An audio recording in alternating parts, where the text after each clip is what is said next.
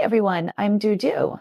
Today we're going to talk about a very realistic topic. Many people have fantasized before retirement that they don't have to go to work anymore and they're going to meet up with friends, travel around the country, and even travel a well.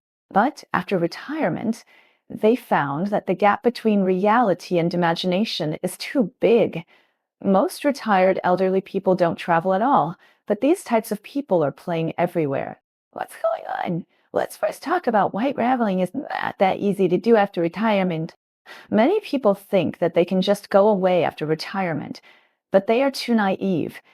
The first thing to bear the brunt is the problem of money. We all know that the elderly with high pensions are a minority after all. Most ordinary retired elderly people receive a pension of 3 or 4,000 yuan a month.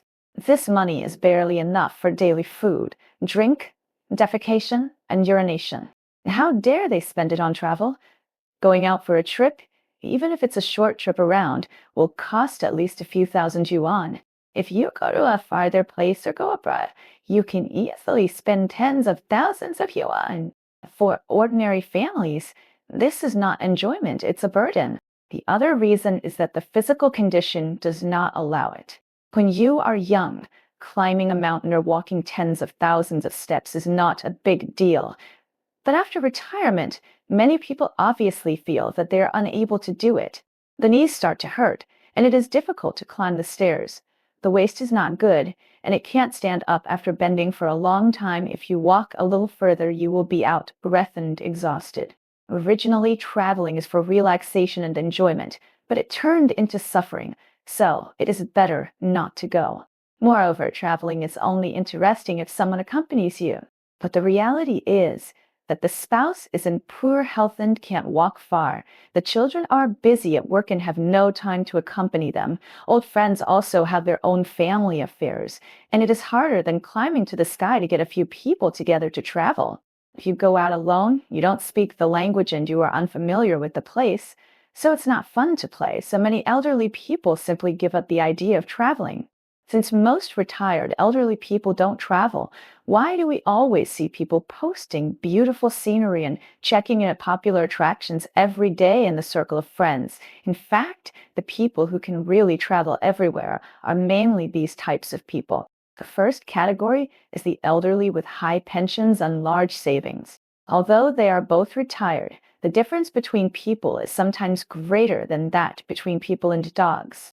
Some elderly people have a pension of 7,000 to 8,000 yuan per month, or even tens of thousands of yuan, plus the savings they saved when they were young, so their financial conditions are quite comfortable. For them, going out for a few trips a year is not a problem at all. They can afford to stay in star-rated hotels and enjoy high-quality services. They can afford to eat local specialties to satisfy their taste buds.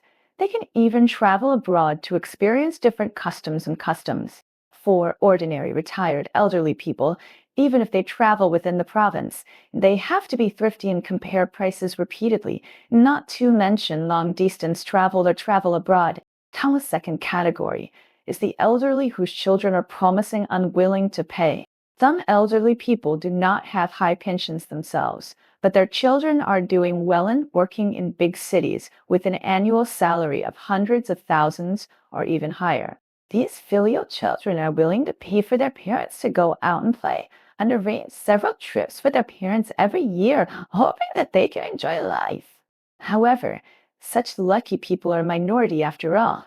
Most children from ordinary families have mortgages and car loans on their backs, and they are under great pressure in life. It is already very good to be able to buy some daily necessities and send some money to their parents occasionally. They have no spare energy to support their parents to travel. The third category is the elderly who are in good health and young in mind. Traveling not only requires money, but also requires physical strength. Although some elderly people are old, they are in good health and have agile legs and feet. Climbing a mountain or swimming is no problem. In addition, they are young in mind, like to try new things, and are full of curiosity about the outside world. Naturally, they are willing to walk around and see different scenery. But the reality is that after people reach the age of 60, it is inevitable that their physical functions will decline, and there are not many elderly people who can maintain a good health. Many people do not want to play, but they are willing but unable to play. There is also a category of check-in tourists who travel with groups.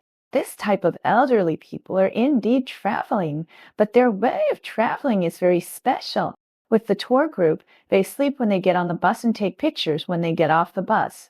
The itinerary is full and they visit several attractions a day.